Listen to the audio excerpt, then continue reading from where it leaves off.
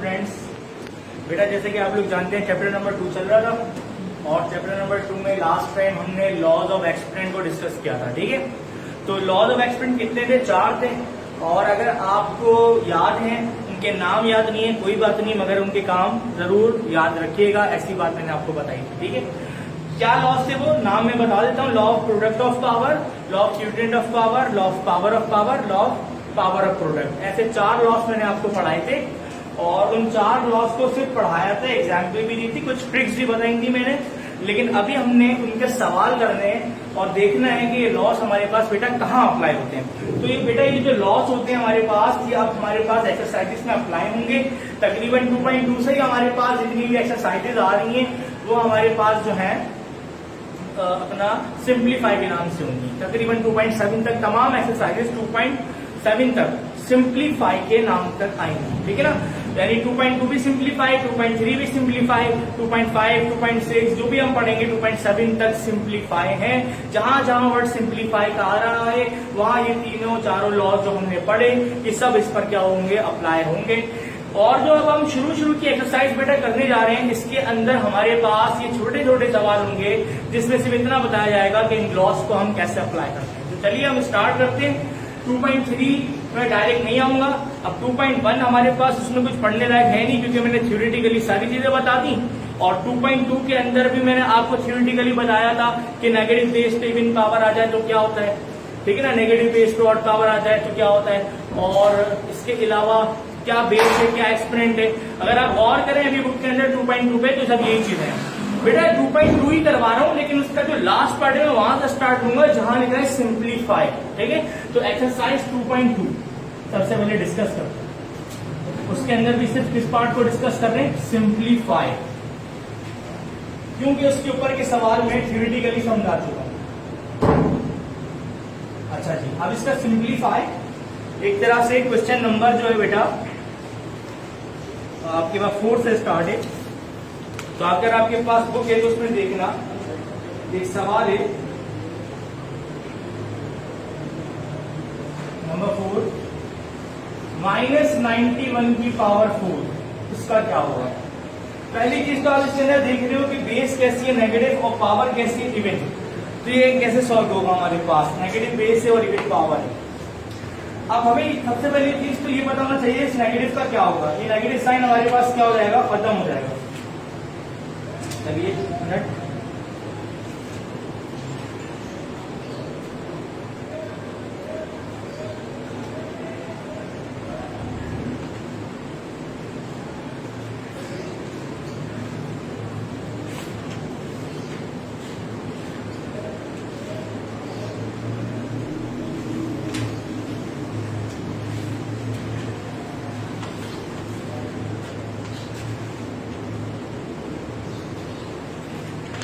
ठीक 2.1 हमारे पास, सॉरी 2.2 है हमारे पास और 2.2 में क्वेश्चन नंबर 4 है।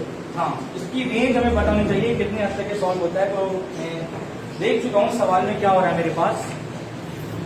देखिए क्लास, अगर हमारे पास जो है -91 की पावर 4 है तो यहां से इतना ही बता रहा है जब आप इसको सॉल्व करोगे तो क्या होगा। सही है, इसका आंसर सिर्फ कुछ नहीं करना, सिर्फ इतना बताना है इसके अंदर कि नेगेटिव बेस पर जब इवन पावर आती है तो आंसर कैसा हो जाता है? पॉजिटिव। और ये एक्चुअली 91 की पावर मेरे पास क्या कहलाएगी? 4 कहलाएगी। यानी इसका आंसर 91 की पावर बस पॉजिटिव 4 होगा। इसको यहीं तक छोड़ेंगे। हाँ, अगर कोई 91 को 4 बार अपने आप से क्या करवाना चाहे, मल्टीप्लाई करवाना चाहे तो करवा सकते हैं, बट बुक के अंदर यहीं तक आंसर छोड़ा हुआ है तो यहीं तक छोड़ेंगे। ठीक है ना, सिर्फ इसकी इतनी ही बात है। अब क्वेश्चन नंबर 5 हमारे पास। ठीक है, अभी छोटी छोटी चीजों से स्टार्ट कर रहे हैं, टेंशन नहीं लें, ये बहुत आसान सी बातें हैं। अभी हम जैसे 2.3, 2.4 पे आएंगे तो मजीद ज्यादा सिंप्लीफाई करेंगे। ठीक है, अब जैसे कि मेरे पास इसके अंदर इसका दूसरा सवाल है क्वेश्चन नंबर 5। एक 5 की पावर 4 और 5 का स्क्वायर मल्टीप्लाई हो रहा है। 5 की पावर 4 और 5 का स्क्वायर आपस में क्या हो रहे हैं? मल्टीप्लाई। तो इसको कैसे सॉल्व करेंगे? कुछ नहीं, आपको पता होगा कि अगर बेसिस सेम होती है तो उनकी पावर क्या हो जाती है? ऐड। ये पहला लॉ मैंने law of product of power के नाम से आपको समझाया था। उसमें यही सीन हो रहा था कि अगर दो बेसिस आपस में मल्टीप्लाई में सेम हो तो हम बेस को एक कर लेते थे और पावर को क्या कर लेते थे, ऐड। बस उतने हद तक कि हमने इसको क्या करना होगा यहाँ पे सॉल्व। तो देखिए क्लास, ये भी बहुत आसान सा सवाल है। 5 की पावर 4 मल्टीप्लाई 5 स्क्वायर, सवाल ऐसे आ गया। ये मेरा पहला स्टेप। उसके बाद मैंने बेस को एक करा और उनकी पावर्स को क्या कर लूंगा, ऐड। ठीक है, तो मेरे पास 5 की पावर कितनी बन गई, 6। बस इतनी हद तक यहाँ पे सॉल्व करना है, 5 की पावर 6 लेने की जरूरत नहीं है। ठीक है, इसी तरह क्वेश्चन नंबर 6 देख लेते हैं। कुछ सवाल अगर मैं छोड़ रहा हूं तो वो आपने करने होंगे। ठीक है, जो आसान आसान से छोड़ूंगा मैं आपके लिए, वो आप कंप्लीट कर लिएगा।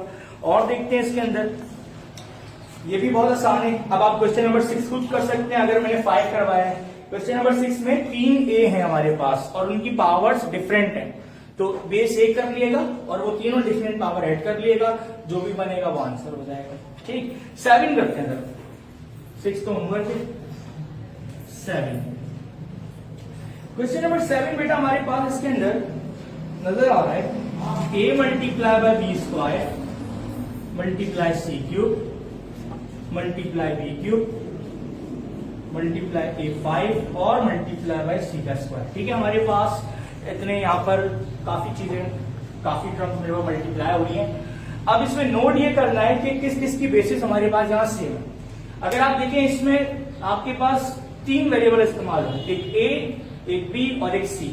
ठीक है, और मेरे पास A कितने, एक ये रहा और देखिए 2 बार मेरे पास A आया है, 2 बार मेरे पास B है और 2 बार मेरे पास C है। तो क्या होगा, इनको अरेंज करेंगे सबसे पहले, यानी A वाले पहले लिखेंगे मल्टीप्लाई में, फिर B वाले लिखेंगे और फिर C वाले मल्टीप्लाई में लिखेंगे। फिर उनकी बेसिस को क्या करेंगे, सेम, और पावर क्या करेंगे, यानी बेस एक करेंगे। देखिए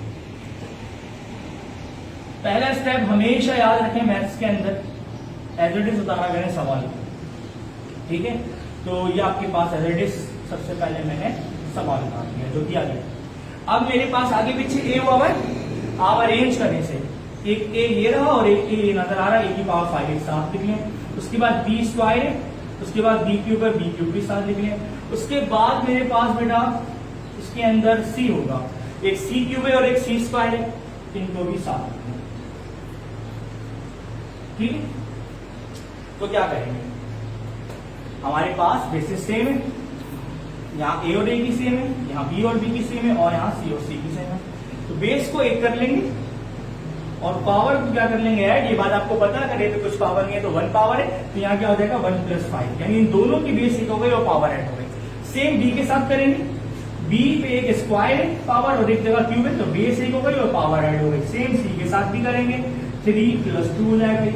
ठीक है, इसके बाद जो आंसर बनता है वो देखते हैं। आप जरूरी नहीं है कि मल्टीप्लाई का निशान डालना, अगर आप मल्टीप्लाई का निशान नहीं डालते तो भी ये तीनों क्वांटिटी आपस में क्या हो रही है, मल्टीप्लाई। क्या बन रहा है मेरे पास, ए की पावर 6 और बी पे मेरे पास बन रहा है पावर 5 और सी पे मेरे पास बन रही है पावर 5। तो इस तरह लिख सकते हैं, बिल्कुल जरूरत नहीं है मल्टीप्लाई के साइन लास्ट में डालने की, भी आंसर हो जाएगा। तो इस तरह से हमने क्या करना है, तमाम सवालों को सिंप्लीफाई करना है। चलिए नेक्स्ट देखते हैं। अब जैसे कि इसमें क्वेश्चन नंबर 8 है और क्वेश्चन नंबर 8 में मेरे पास लिखा है 8/3 की पावर मेरे पास कितनी, 4। ठीक है, अब 8/3 की पावर 4 इसको कैसे करें। कुछ लोग सोचते हैं इस ब्रैकेट के अंदर जो 2 क्वांटिटीज हैं, 2 मल्टीप्लाई हो रही है, इनको मल्टीप्लाई करा दो, 8 3 24 हो जाएगा और 24 की पावर 4 लिख दो। लेकिन फिर ये अगर ऐसे ही करना है तो फिर हम यहाँ पर लॉस कैसे अप्लाई करेंगे, हम ये लॉस के मुताबिक एक्सरसाइज कर रहे हैं। चलिए तो हम क्या करेंगे, हम इसको इस तरह डील करेंगे, हम बोलेंगे ये एक क्वांटिटी ए है और एक क्वांटिटी बी है। मैंने लॉ में बताया था, law of power of product में, कि अगर मेरे पास 2 डिफरेंट बेसिस आपस में क्या हो रही हो, मल्टीप्लाई, मगर उनकी पावर मेरे पास अगर क्या हो सेम, तो वो दोनों पे इंडिविजुअली अलग अलग क्या होती है, अप्लाई। बस इतना यहाँ पर लॉ के मुताबिक करके दिखाना है। ठीक है, तो देखिए क्या होगा, जैसे 8/3 और इस पे होल पावर मेरे पास 4 है, तो इसका मतलब ये पावर 4 8 पर भी है और किस पर है, 3 पर भी है। ठीक है, अभी बात नहीं करेंगे कि 8 के बाद 4 क्या होती है और 3 के बाद, इतना आगे सिंप्लीफाई नहीं करना, बस आपने लॉ के मुताबिक इस पर अप्लाई कर दी पावर्स, बस यहीं पे क्या कर देंगे इसका आंसर। ठीक है, बहुत छोटे छोटे सवाल हैं यहाँ पे सिंप्लीफाई। चलिए नेक्स्ट, मेरा ख्याल है आगे अब आप कर लेंगे। जैसे क्वेश्चन नंबर 9 के अंदर सेम ऐसे ही सवाल है, यहाँ 8/3 था, अब यहाँ पर 4/5 है, मगर दोनों में माइनस है तो वो कोई इश्यू नहीं है, माइनस माइनस वैसे भी मल्टीप्लाई में क्या हो जाएगा, अंदर ही अंदर प्लस हो जाएगा। बस पावर आपके पास एक पर 4 पे 3 आ जाएगी और एक 5 पे 3 आ जाएगी। ठीक, अच्छा जी। और इसके अलावा a क्रॉस b पर ऐसा a मल्टीप्लाई बाय b पर पावर 13 है, तो मतलब वही बात है कि a पे भी पावर 13 आ जाएगी और b पे भी पावर 13 आ जाएगी, इस तरह ये आंसर हो जाएगा। ठीक है, इसके अलावा हमारे पास तमाम सवाल आसान है। ठीक है, तो आई होप आप इसको खुद कंप्लीट कर लेंगे। अब मैं जाना चाह रहा हूँ एक्चुअली एक्सरसाइज इसकी तरफ 2.3 की तरफ। चलिए एक और क्वेश्चन नंबर 12 देख लेते हैं, फिर से लास्ट क्वेश्चन। अब इसके लास्ट क्वेश्चन में लिखा है 3/5 और मल्टीप्लाई बाय xy और उसकी पावर 14 है मेरे पास।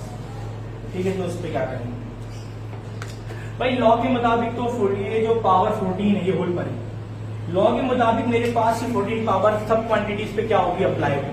3 पे भी अप्लाई होगी, 5 पे भी अप्लाई होगी और एक्स्ट्रा पे। हाँ, इस वक्त अगर कोई 3, 5 या 15 करके भी अप्लाई करना चाहता है 14 तो कर सकता है। ठीक है, लेकिन लॉ के मुताबिक चल रहे हैं तो इस तरह भी कर सकते हैं, कोई इश्यू नहीं है। सबसे पहला स्टेप वही बात कि मैं सवाल को पहले एज इट इज उतारना, उसके बाद ये तमाम जो मेरे पास क्वांटिटीज है उन पर पावर अप्लाई होगी। 3 पे भी 14 है, 5 पे भी 14 है और x और y पे भी 14 इंडिविजुअल। ठीक है, तो ये आपका क्या बन सकता है यहाँ आंसर बन सकता है। ठीक है,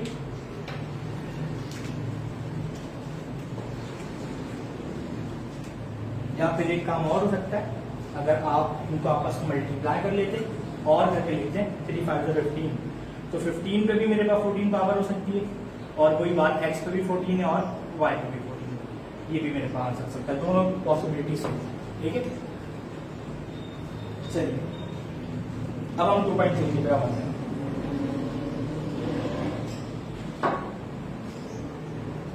तो जो बच्चे हैं वो आप कर लीजिएगा, बहुत ही आसान सा है। जब आपने लॉस पे इतना हमने टाइम लगाया था, इतनी अच्छी तरह से समझा था, तो ये तो आप बहुत आसानी से कर लेंगे। छुटवाने से बेहतर था मैंने थोड़ा सा टच कर लिया ऐसे। अब हम असल जो हमारे पास 2.3 से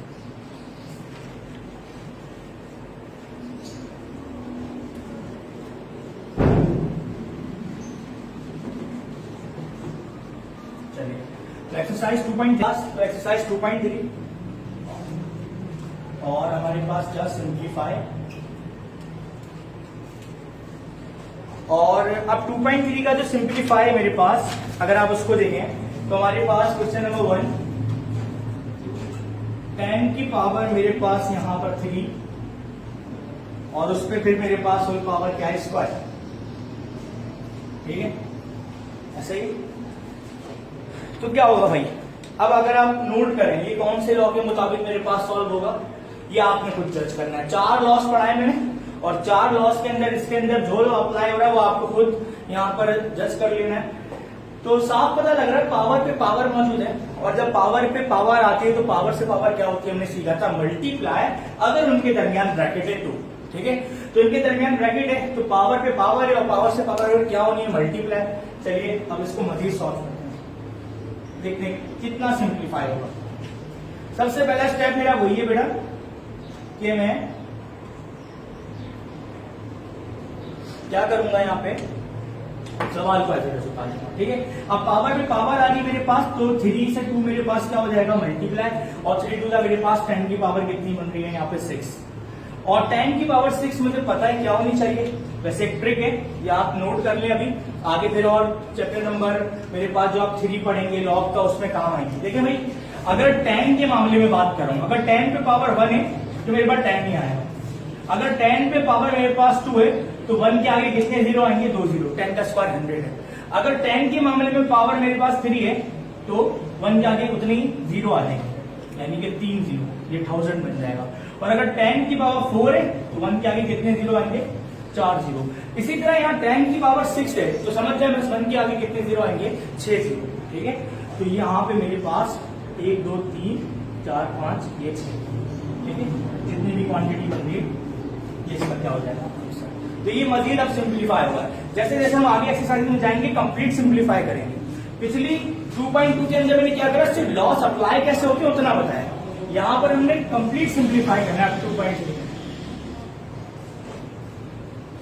चलिए नेक्स्ट देखते हैं। अभी आप खुद करेंगे भाई। क्वेश्चन नंबर 2 की पावर 3 है, फिर उस पर मजीद पावर 2 है, तो पावर से पावर वही बात है, मल्टीप्लाई होती है। 2 की पावर 6 बन जाएगा, 64 आंसर आएगा। ठीक है, ये आपने खुद देख लेना है। इसी तरह क्वेश्चन नंबर 3 भी ऐसे ही बेटा, पावर पे पावर है, सबके दरमियान ब्रैकेट है, तो पावर से पावर क्या होगी, मल्टीप्लाई। 4 भी वही है मगर मैं कराऊंगा। ठीक है, क्वेश्चन नंबर 4 है, जैसे कि मेरे पास -2 पे स्क्वायर और उस पे मजीद पावर स्क्वायर। अच्छा एक बात, जो जो सवाल मैं आपको होमवर्क दे रहा हूं आपने लाजमी एंड टू एंड, तो बेटा मैं ये कह रहा हूं कि जो मैं आपको होमवर्क दे रहा हूं वो आपने लाजमी करना है और लाजमी करके कमेंट में जरूर बताना है कि आपने डन कर लिया है। ठीक है, यानी कि होमवर्क आपका कंप्लीट हो गया है। जितने भी सवाल आपको होमवर्क जा रहे हैं वो आपको आइडिया हो रहा है। और पढ़ने से पहले यानी कि जो भी आप वीडियो आप देख रहे हैं बुक अपने पास जरूर रखा करें ताकि आपको पता हो कि आपको होमवर्क क्या मिला है। ठीक है, और मैंने क्या क्या सवाल करना है। तो क्वेश्चन नंबर 4, ठीक है, ये मैं करा रहा हूँ। 1 मैंने कराया, 2 और 3 होमवर्क किया और पिछली एक्सरसाइज 2.2 से कुछ सवाल होमवर्क है। ठीक है, तो पहला स्टेप हमारा ये है कि मैं सवाल को एज इट इज उतारूंगा। मुझे पता है आपको यहाँ पे नजर नहीं आ रहा मगर मैं एक बार फिर उतार रहा हूँ सवाल देखने। -2 उस पे स्क्वायर और फिर पावर मेरे पास यहाँ पे क्या है, स्क्वायर। और मेरे पास यहाँ पे वही बात है कि पावर पे क्या आ रही है, पावर। और लॉ के मुताबिक ये तकरीबन पूरी एक्सरसाइज मुझे लग रहा है 2 लॉस पे बनी है, एक तो पावर ऑफ पावर पे और अभी हम आगे देखेंगे law of quotient of power पे बनी है। ठीक है, तो क्यूटेंट ऑफ पावर आपने पढ़ा था। अब देखें -2 है, उस पे मेरे पास पावर है फिर पावर है, तो पावर से पावर को क्या होना है, मल्टीप्लाई 2/2 की पावर मल्टीप्लाई हुई। और -2 पे मेरे पास 2/2 जब आएगा तो मतलब 2 2 4 हो गया। अब आपने डिसाइड करना है कि अंदर का नेगेटिव रहेगा या नहीं। इसके लिए मैंने पीछे बातें तमाम बता दी थी कि अगर नेगेटिव बेस पर इवन पावर आ जाए तो आने वाला नंबर कैसा हो जाता है नेचर में, मेरे पास पॉजिटिव हो जाता है। चलिए वो प्रैक्टिकली भी देख लेते और आंसर भी देख लेते क्या आएगा। -2 की पावर 4 का मतलब ये है कि वो अपने आप से -2 4 बार क्या होगा, multiply. -2 multiply by -2 multiply by -2 multiply by -2। ये माइनस माइनस प्लस, फिर प्लस माइनस माइनस और फिर माइनस माइनस क्या लास्ट टाइम प्लस, तो इसका मतलब माइनस साइन तो नहीं रहेगा। और फिर वही 2 2 4 4 2 8 8 2 16। फाइनल आंसर इसका मेरे पास सिंप्लीफाई करके क्या बनेगा, 16। ठीक है, और देखते हैं। अभी तो आसान से लग रहे हैं लेकिन हम ये जो छोटी छोटी मेहनत कर रहे हैं ना 2.3 2.4 2.5 तक और 2.6 तक हमारे पास सिंप्लीफाई के सवाल आएंगे। लेकिन जब ये तमाम लॉस आप सही से अच्छी तरह अप्लाई करना सीख जाएंगे तो जब 2.7 करेंगे, मैंने आपको बताया था उसमें तमाम सवाल हमारे पास बड़े होंगे। ठीक है, और 5 मार्क्स का एक सवाल हमारे पास एग्जाम में आता है जिसमें तकरीबन तमाम लॉस अप्लाई हो रहे होते हैं, तो सवाल पे डिपेंड करता है। ठीक है, तो ऐसे सवाल एग्जाम में नहीं आते, एमसीक्यूज में आते हैं, मगर यही सीखकर आप वो 2.7 पढ़ सकते हैं, डायरेक्ट नहीं पढ़ सकते। ठीक है, तो क्वेश्चन नंबर 1 2 3 होमवर्क हुआ, 4 कर लिया। आप देखते हैं कौन सा आ रहा है। 5 तो बहुत आसान, ये लॉ भी मैंने आपको law of quotient of power पढ़ाया था। लिखा हुआ है 3 की पावर 7 और नीचे डिवाइड बाय 3 का स्क्वायर। इसके बारे में मैंने आपको याद होगा बताया था कि अगर ऊपर नीचे बेसिस मेरे पास सेम हो और ऊपर भले डिफरेंट पावर है तो नीचे वाली पावर ऊपर जाके क्या आ जाती है, ऊपर वाली पावर में से माइनस हो जाती है। बस यही काम हमें यहाँ पर अप्लाई करना है, देखिए क्या होगा। पहला स्टेप, सवाल को बड़ा करने के लिए एज इट इज उतार लेंगे। उसके बाद हमें पता है कि ऊपर नीचे बेसिस मेरे पास क्या हो रही है, सेम। बेस 1 हो जाएगी, और पावर पहले से ऊपर क्या लिखी थी 7, अगर नीचे पॉजिटिव पावर है 2 तो वो ऊपर जाके क्या हो जाएगी माइनस। लेकिन एक बात और बताई थी, अगर पहले से ही माइनस हो तो ऊपर जाके क्या हो जाती है प्लस हो जाती है। तो खैर अभी तो पॉजिटिव 2 है, ऊपर जाके इसमें से माइनस हो जाएगा, बेस 1 हो जाएगी और ऊपर वाली पावर में से नीचे वाली पावर जाके क्या हो जाएगी माइनस, और 7 - 2 मेरे पास होता है 3 की पावर 5। अब अगर आप 3 की पावर 5 लेके चेक कर लें तो आपको पता लग जाएगा आंसर क्या होता है 3 की पावर 5 चेक कर 9 - 27 243 आ रहा है, कितना आ रहा है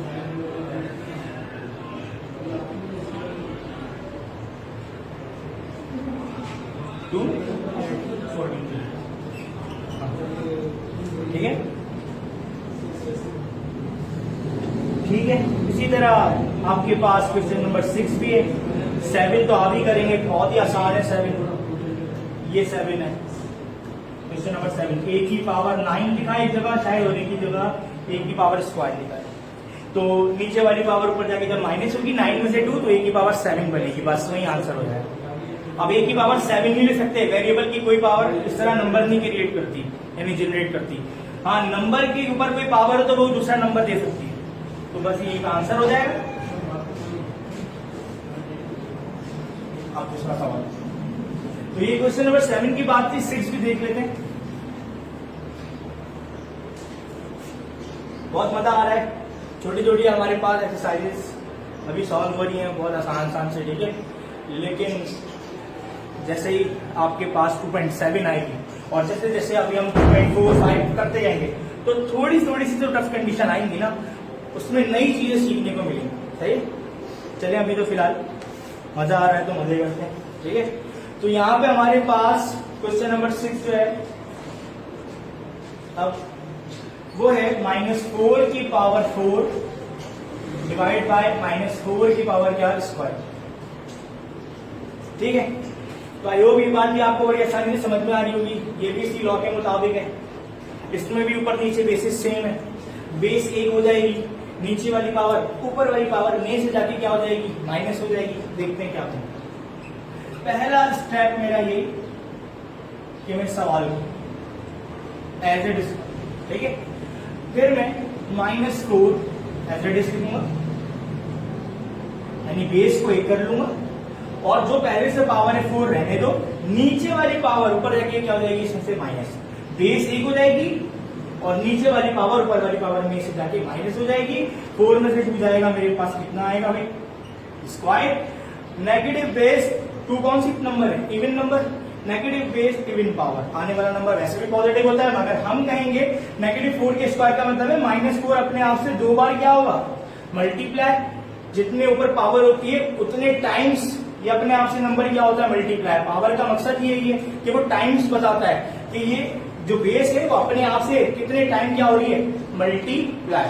तो नेगेटिव नेगेटिव पॉजिटिव हो जाएगा और 4 4 जा 16, पॉजिटिव 16 इसका क्या हो जाएगा आंसर, सही। अच्छा जी, तो 7 तक हमने बात कर ली है, सही। 7 आपको होमवर्क पे, अब 8 देखते हैं।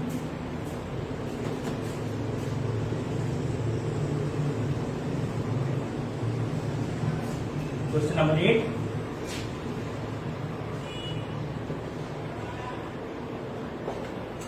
लिखा है बेटा मेरे पास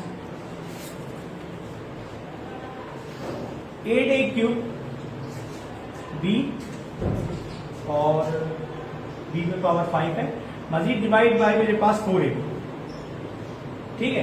तो अब यहीं ऊपर नीचे एक वेरिएबल नहीं है, 2 वेरिएबल है a और b, लेकिन साथ साथ नंबर भी है, ऊपर 8 है और नीचे 4 है।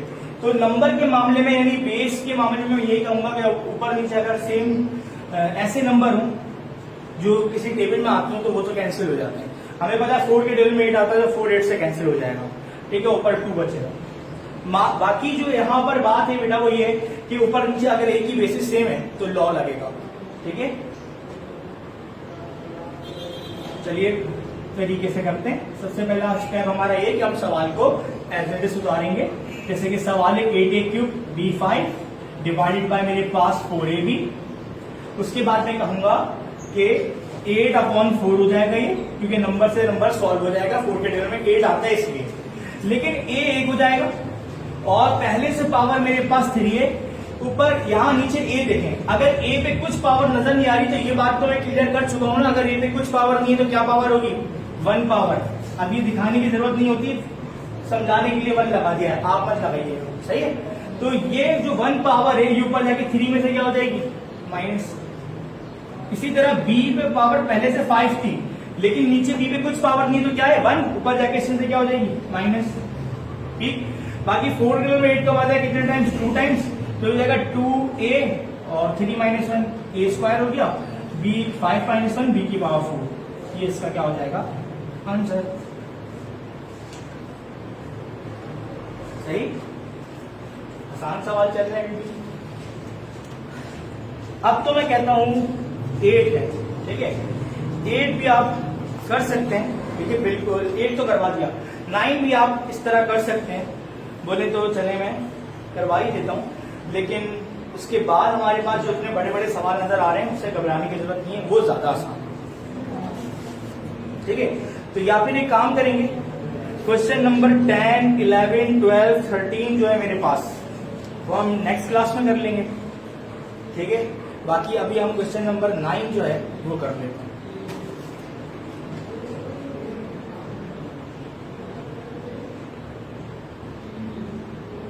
देखिए क्वेश्चन नंबर 9 सेम ऐसे ही। तो क्वेश्चन नंबर 9 जो है मेरे पास तो ये कि -21 और मेरे पास x की पावर 6 y की पावर 9 डिवाइडेड बाय 3x² और y पे मेरे पास पावर है बेटा 5। बिल्कुल सेम क्वेश्चन नंबर 8 की तरह सवाल है, बस फर्क क्या है, इसके साथ माइनस आ गया, ठीक है ना, 21 के साथ, जबकि इसमें कहीं 8 के साथ माइनस नहीं था, कोई बात नहीं। अगर ऊपर नीचे दोनों जगह क्या होता माइनस, तो मैं माइनस से माइनस भी क्या कर सकता था, कैंसिल, मगर ऐसा सवाल नहीं दिया, लिहाजा माइनस तो रहेगा। लेकिन इसको डील बिल्कुल इसी तरह करेंगे, यानी जो बेसिस मेरे पास नजर आ रही है ये बड़ी 21 और 3 ये 1 हो जाएंगी, क्योंकि 3 की टेबल में 21 आता है, उसको डिवाइड कर देगा इसी तरह, ठीक है।